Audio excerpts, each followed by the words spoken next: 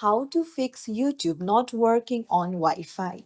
Hey everyone, welcome back to the channel. If you're new here, don't forget to hit the subscribe button and turn on the notification bell to not miss any updates.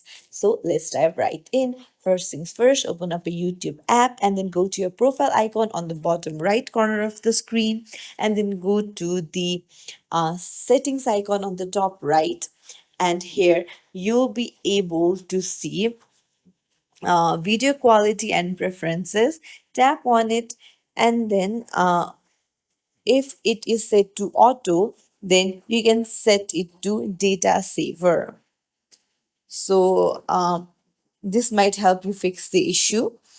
uh, However, if this doesn't work, then you can come back and then go to settings and go to general, then tap on iPhone storage, and here search for YouTube.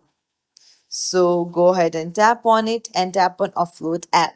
So offloading YouTube will delete the app but keep its documents and data. So this will help resolve any errors and glitches and update the app to the latest version.